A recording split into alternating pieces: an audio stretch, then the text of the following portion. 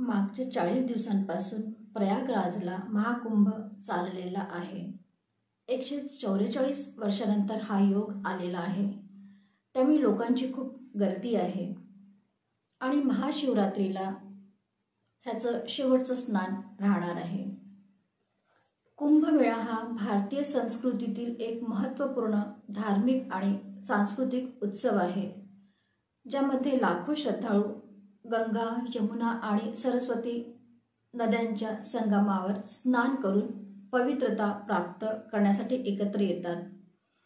ह्या स्नानाचा अर्थ आपल्या पापांना नष्ट करणे हा असतो, पण काही लोक असे आहेत की ह्याच ठिकाणावरून आपल्या पापांची सुरुवात करीत आहेत। अलीकडच्या काळात या पवित्र उत्सवाच्या दरम्यान काही अश्लील आणि अमर्यादित कृत्ये घडली, ज्यामुळे समाजात संतापाची लाट उसळली आहे।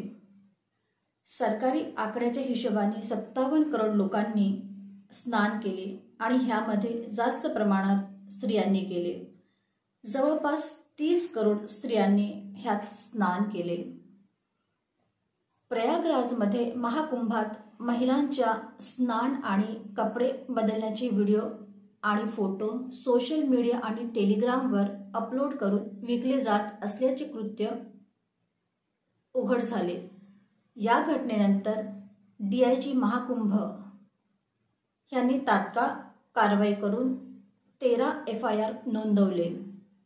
त्यानंतर त्यांनी काही लोकांना पकडले। ह्याच्यातून एक मुलगा तर प्रयागराजलाच राहणारा असतो, त्याचं नाव आहे चंद्रप्रकाश। तो सांगू लागतो की मी आधी सोशल मीडियावरूनच फोटो आणि व्हिडिओ घेऊ लागलो, त्याला एडिट करून विकू लागलो, कारण बरेच लोक आपले कुंभस्नानाचे फोटो हे सोशल मीडियावर टाकत असतात। त्यानंतर तो मोबाईल घेऊन संगम तटावर गेला। तिथे करोडोची भीड, कुणाचं कुणाकडे लक्ष नसते, त्या परिस्थितीचा फायदा घेऊन तो शूट करायला लागला। आता त्याची पूर्ण गँग तयार झाली होती। अहमदाबादच्या सायबर क्राईमने प्रज्वलला पकडले। तो म्हणाला, खूप इझी आहे शूट करणे, कारण सगळेच आपले फोटो काढत होते आणि सगळे खूप घाईतच असायचे, यायचे, आंघोळ करायचे आणि निघून जायचे। त्याच्या मोबाईलमध्ये पोलिसांना काही चॅट मिळाले। त्याला कोणी विचारतो की तू हे काम का करत आहे, हे तर खूप पवित्र काम आहे।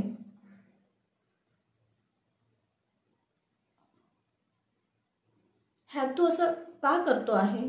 त्यावर तो म्हणतो, काम गंदा है पर पैसा अंधा है, काम गंदा है पर पैसा अंधा है।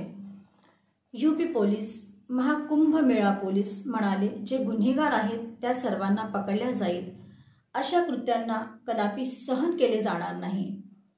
या घटनेनंतर समाजातील विविध स्तरावरून तीव्र प्रतिक्रिया उमटल्या।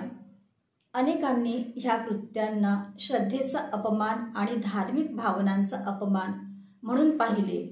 सोशल मीडियावर ह्या घटनांवर चर्चा झाली, ज्यामध्ये लोकांनी अशा कृत्यांचा निषेध केला आणि संबंधित व्यक्तींवर कठोर कारवाईची मागणी केली।